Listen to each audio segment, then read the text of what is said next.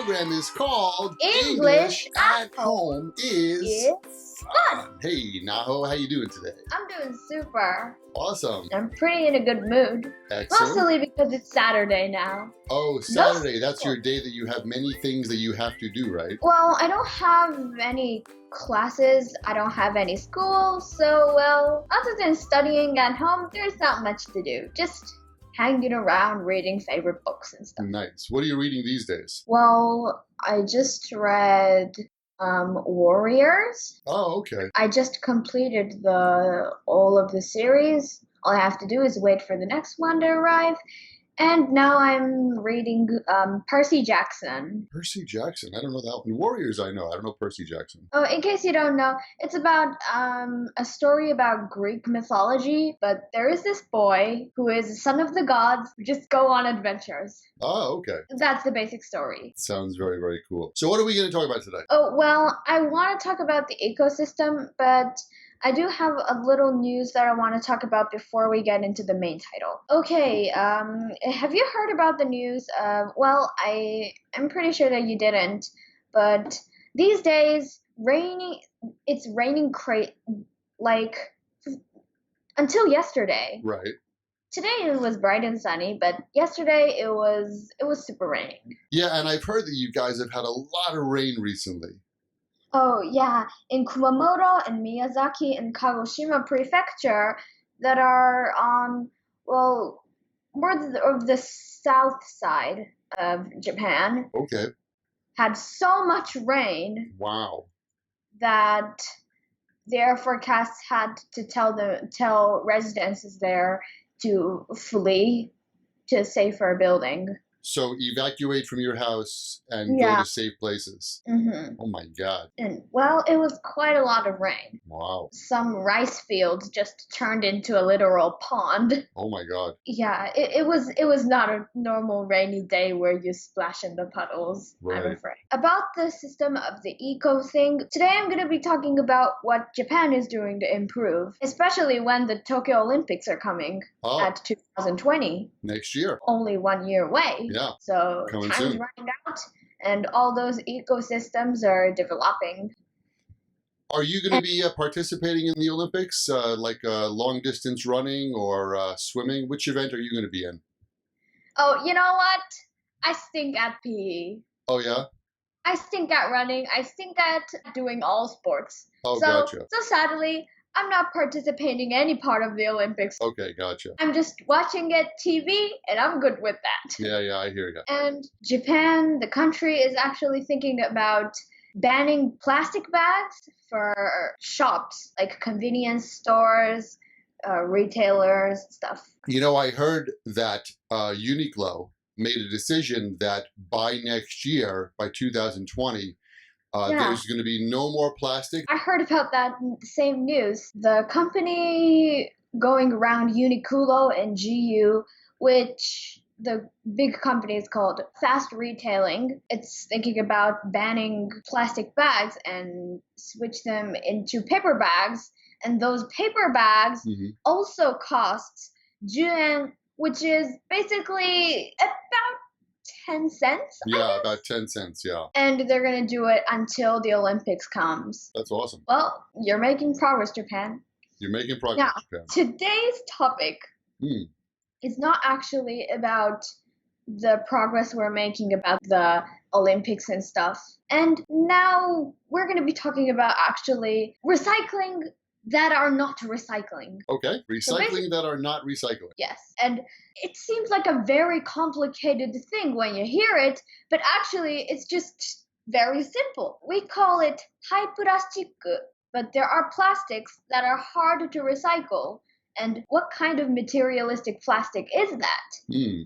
Well, it's simple. Those kind of plastic are plastic that has non-plastic things stuck on them. Non-plastic things stuck on them. Such as plastic bottles with paper labels on them. Ah, okay. And people think I'm recycling by putting this in the recycle station, and actually they're not, with all the paper and things. In Japan, aren't you required to separate all that? Like take the label off the bottle? Well, yes. So here's the thing. And you ask yourself, why can't you just take the labels off? It's simple, right? Yeah, self. Why can't they Right? take the labels off? Now, I tried this myself. Okay. Well, this is one product. This is a normal plastic bottle, and this sticker has plastic for the front, and the sticker itself is made out of paper. And I think that it's very, very, very important that you make this sticker entirely out of plastic. Now, let me give you a good example. Okay. I tried taking off a paper sticker off a plastic bottle, and this is the result. Oh my goodness. Oh, I see. So the sticker itself is paper, but there's a plastic coating on the outside. Yes, but even if there wasn't any plastic coating on the outside, and if the sticker was only entirely paper, I think the same results would have occurred. Gotcha. And it's not getting any better. Right, right. So it's not easy to pull off that label. Yeah. So, well, these products, well, I'm not saying that these products are bad, Right. but these stickers might be getting in the way of people who are trying to recycle. Absolutely. Because they take on and on and on forever. And one little piece of paper, very, very tiny one, stuck on the bottle. And boom, you can't recycle it. So then what happens to a bottle like that? It goes into the garbage area, not the recycle area? And that is the problem. People can't recycle it, but they have this heap of garbage, this load of garbage, or maybe recycling plastic bottles and plastic things, and you can't really recycle them, and they don't really know what to do with it. Oh, I see. So what do they do? They make cookies. Well, some of those people might be going home and making cookies and trying to relax their feelings with cookies. Right. But what do they do with the plastic bottles? What do they do? What do they do? They don't want their country overflowing with all of those unrecyclable plastic bottles. Right. So what do? They launch them off to other countries. Oh, interesting. Yes. Because, well, in Japan, there aren't many factories that can get rid and recycle these haipura, which is unrecyclable plastic. So without telling us the brand, like what is that product, the bottle that you showed us? That's a plastic bottle? Yeah. And what's inside? It has coffee syrup inside it. Coffee syrup. And yet, coffee syrup is still very, very moist liquid. Mm-hmm. So, and the bottle itself, if you cut it in half, it's easy to wipe off. It's easy to get rid of it. Right. But the thing is, like, consider this. For example, shampoo containers. Mm-hmm. Can you wipe that thing out clearly? No, you can never do so.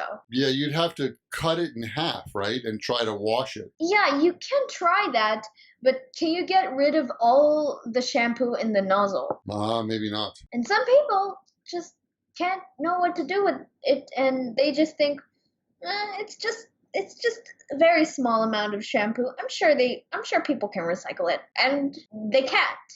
Right. Nobody can. Right. And they just keep piling up on recycle centers with no hope of actually recycling. Right. And some of those plastics are even going out in the sea because people don't know what to do with them. Right. And all about the microplastics. Right. And it eventually ends up in some tuna's stomach. And then I go to the sushi bar because I think eating sushi is healthy. And actually what I'm doing is I'm eating your old shampoo bottle for dinner. What I think about is, so what is the country trying to do to get rid of those problems with the unrecyclable plastics? And, well, as you know, if you see Japan on the globe, Japan is this very, very small country. Right. Shaped like a cucumber. And still, it's a very developed country, even if it's so small. Right. Unlike the USA. So, there are a lot of people crammed up in that whole tiny little space. And a lot of people use those plastics, and it's getting unrecyclable. And the factories that turn them into recyclable plastics is just going to cause heaps of money. Right. So what can we do to shut down this problem? I think the first thing to consider is that we're using so many plastic materials or maybe products that are unrecyclable, and we should consider those things. Yeah. And what I think we should consider is that, well, I'm not too sure, but I think we're going to have to think about the plastic, bottles. And like, for an example, if it was for shampoo containers, maybe some companies should even stop selling shampoo containers with the pumping things and instead just sell them in aluminum bags or something, and then you could just buy shampoo containers at the dollar store. So I think what you're trying to say is don't produce plastic. Don't produce plastic. Well, it's not don't produce plastic, because that's literally impossible considering how much a person's life, well, maybe a person in a developed country, rely on plastic products. But I think we can do things that reduce the using of unrecyclable plastic. That's a good first step. Last week I was cooking, right? Mm-hmm. And I went into the cabinet to take out the sesame oil. And I noticed that the sesame oil now comes in a plastic bottle. I think there are things that don't need to come in a plastic bottle. We can go back to a glass bottle. That's also an idea, but we're so accustomed to having everything that's made of plastic, and recycling is great. I think that's awesome. But if we generate less plastic, then there's less to recycle. Yeah. So you think the sesame oil should come in a glass bottle? I think we should go back to using glass or paper or something else if possible, or as much as possible. Think about this. In the old days, right, people would reuse things. And, if you bought orange juice in a glass bottle, maybe you would use that glass bottle for something else later down the road. And so in the modern world, we've gotten used to use it and throw it away. Use it and throw it away. And I think now, as a planet, now we're starting to see that the idea of use it and throw away has become a problem. Yeah. Right? Because there's too much plastic that we can't get rid of. Yeah. Like, there is no reason for you to buy the same container over and over again. Yeah. My vote would be reuse more and produce less plastic. That's a really, really good step. There is one thing that maybe I want to add on to. Mm-hmm. If you're one of those companies who make those plastic things and you're reducing the number as much as you can, and you still produce them, please try and make those plastics recyclable. Right. Not with the one with the stickers that literally gets everybody off their nerves. Right. So, makes sense to me. Oh, would you look at the time? Oh my God.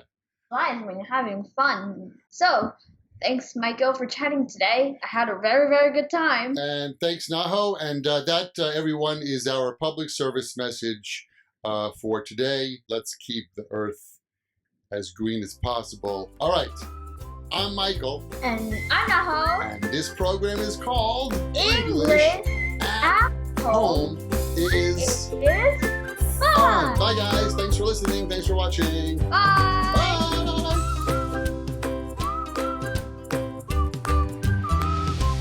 English at home is fun.